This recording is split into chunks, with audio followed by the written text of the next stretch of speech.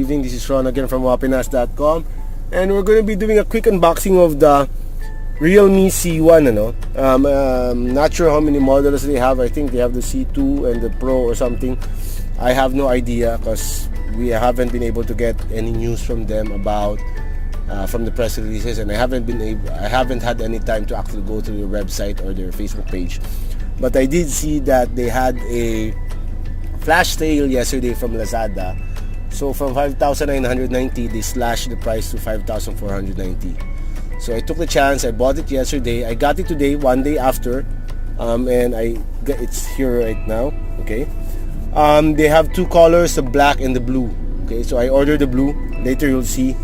If you can see, the specs is 2 gig ROM, 16 GB ROM, 2 GB RAM, 16 GB ROM. So internal is 16 GB. It's supposed to be LTE. Okay. Okay, so that's it. Those are the specs that are on the box. Let's open it up. Okay. So once you open it up, you all get a quick start guide. It comes with also with a silicone case. Okay. It has the pin. Okay. You have the actual unit. Okay, here it is, and it comes with charging cable and a wall plug. No headset. Okay, I think you have to buy that separately. It's reminiscent. The packaging looks like the way Oppo does their own packaging also. No? As far as I know, Oppo and RealMe are owned by the same company. I think they're a real subsidiary or a sub-brand or something like that. We have no idea. As far as I know, they're related. Okay. So we'll try to just slide it out. So that's the color. It's navy blue. Ganda yung color niya, no? It's turning on. It has a dual camera setup. Okay, as you can see there. Tapos parang glass yung harap at likod. Okay. So you can see, brand new po yan. I bought this from Lazada. It wasn't given to me. It wasn't sent to me. The power button is here on the right side. The volume button are on the left. Okay, along with the SIM tray. Okay, so we're gonna turn it on. I'm gonna choose English. Okay. May Philippines ba? Okay, Philippines is there. Okay. I don't have my Wi-Fi on, so later. Nope, don't like. Okay. Okay. It seems you're forced to join it. See, you're forced to say I checked. Okay. Google accept. Okay. You can set face and passcode. I'll skip that muna. I know. Okay. Continue. Software updates. Auto update. Okay. Start as new phone. Okay, so it's using the Color OS 5. Okay. So yan siya. So mukhang it looks like the Oppo setup nga, no? Okay. Where's the about phone? Okay. As you can see, it's running a 2 GB RAM. Out of 16 GB, you only have 7.43 available, so you need to put an extra a micro SD card here. Okay, it's running on a Color OS version 5.1, Android version of 8.1. I think that's Oreo or Marshmallow. Anyway, let's go to the camera.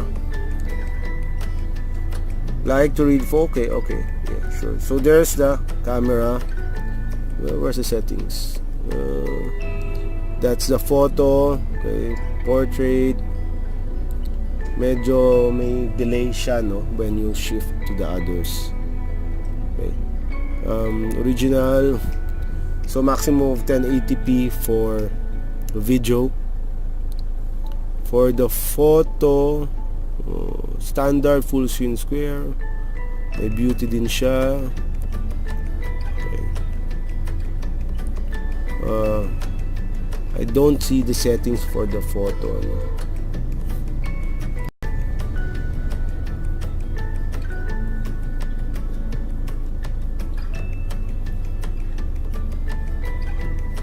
So may pano.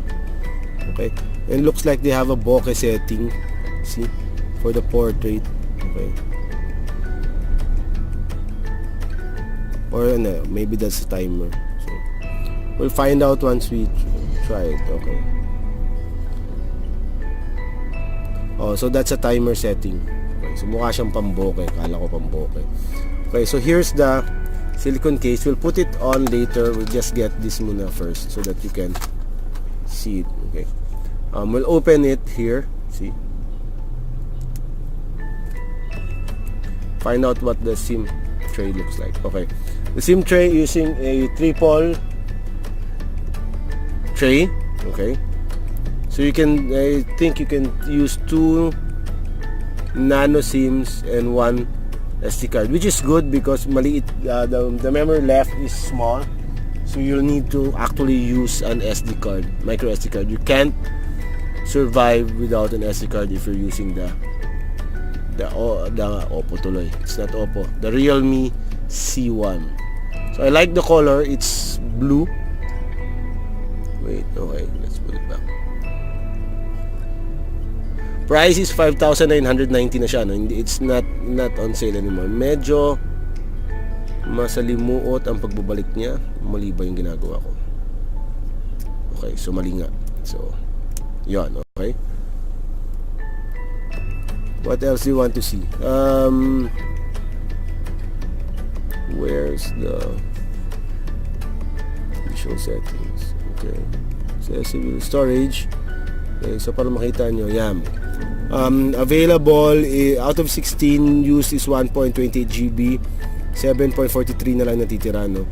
It has Facebook pre-installed, Opera, Lazada, Google Drive, standard Google things, pero medyo marami-rami. So yan, this is how the C2 looks like when you have the case already. Okay. One thing I noticed, number one, it doesn't seem to have a fingerprint scanner. Okay, let's go check security.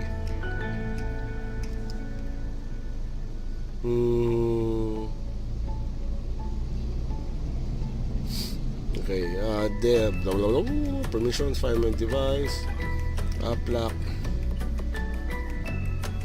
Okay, so wala siyang ano. There's no fingerprint scanner. But they have something, the fake base station blocking.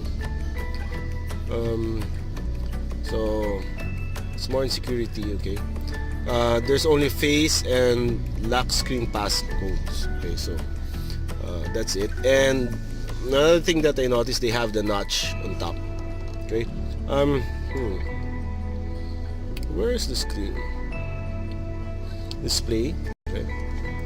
Tasan natin yan. Okay. So they have the notch area display control. So you can choose which apps show the notch and which doesn't. So yun yung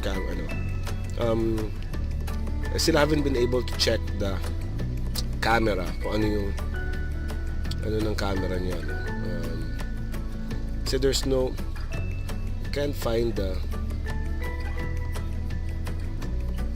settings for the camera.